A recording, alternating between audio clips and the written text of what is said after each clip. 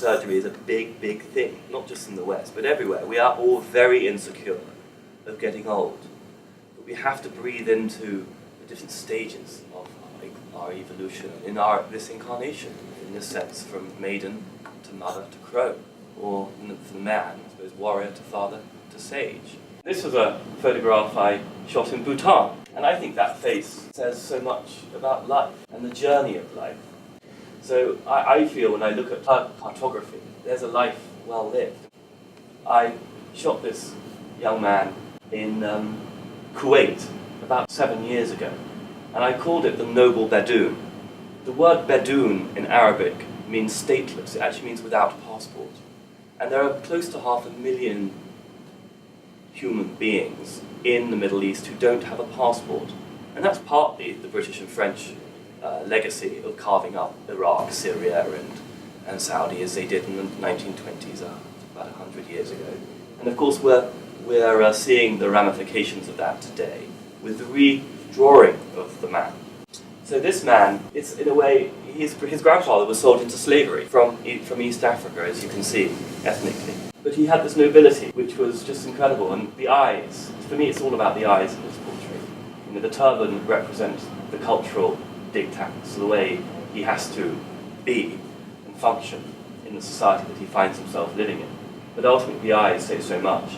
For me there's also a sadness, because there's not the ability to realize one's great possibilities for that incarnation. So many human beings don't have the ability to actually achieve what they're really here to do.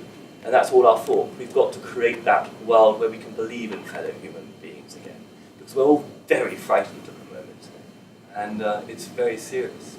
Again, a beautiful portrait, but the eyes say it all. I was very blessed. I have a dear friend in the United Arab Emirates, and this is his sister. I photographed this about 5 or 6 years ago when she was 22. And this is called the Emirati burqa. And it looks more severe than it is. It's actually polished leather. It looks metallic in this photograph. And actually it comes out like this, so you can eat underneath it. But the whole point is it's the eyes that communicate. The face, the mouth, you can't, the sensuality of the lips, that's not there. But at the same time, it's not to judge, it's to observe.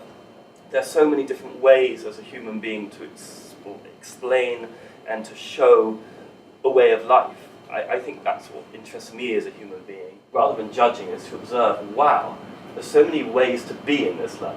And this is just one person's way of being, and they still wear this in the rural areas of the Arabian Peninsula.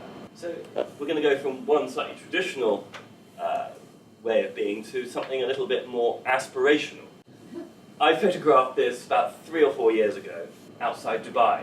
If you can see in the background, you have Dubai. And for me, this is a very symbolic image. I gave a small talk at Sharjah University, which is down the road from Dubai. And a lot of the women, Emirati women, asked me, well, did she have permission from her husband? I mean, did she get into trouble? What was she allowed? How was she allowed to drive her husband's bike? And for me, this is not the point. The point is it's a symbolic issue. Is this woman today in charge of her own destiny? Is she able to articulate her sense of self-destiny? And the masculine city is representative of her, if you like, leaving that masculine symbols and being able to journey off in the way that she wants to. She may well turn around and go back to the city, the metaphor of the masculine, but she may not. And then, of course, there's a whole sense of the conversation of gender. And I mentioned it earlier. It's one of my things is if we look at it through the age of Aquarius, it means integration. There has to be a softening for the progress to happen on gender. Men have to become gentler, and women more assertive. And of course, it's complicated. It doesn't mean women have to become aggressive necessarily like a man does, or a woman has to become gentle and demure like a woman might. It's subtle, it's both. So I'm interested in exploring that nexus, that breadth between, that corpus callosum of journeying. I love the notion of we're in a state of flux. We are like Heraclitus, we never step into the same river twice. We're constantly on this great journey. And if we embark on it, then the creativity comes out, then the imagination, as Einstein says, is more important than knowledge. Then we start creating something way more interesting as opposed to constantly existing in old structures which really have died a death. So the next image I photographed in Saudi Arabia, this is actually about co-creating the future. It's in some sense it's sensational, but in another sense it's much more about where the feminine is in the 21st century in relation to what we might call religion. But it's also about the internal sense of masculine and feminine and co-creating something together for the future that's brighter. I, of course, love juxtapositions, so I'm always creating these juxtapositions, there's no question about it. But hopefully they also speak symbolically to you, the viewer. So our next image is called My Wives and I, and it's a man with his two wives. Again, looking a bit at androgyny. The women here are looking at each other. There's two women. There's a somewhat androgynous man too. So it's playing on many different ideas. Yes, of course, it shows to a Westerner or to a non-Muslim that, you know, a man can have legally more than one wife.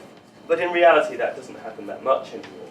But I'm not particularly interested so much in that, because that's rather obvious. It's more about symbolically, in a way, the tripod between male and feminine energy, and maybe the rise of feminine energy, which will help heal the world.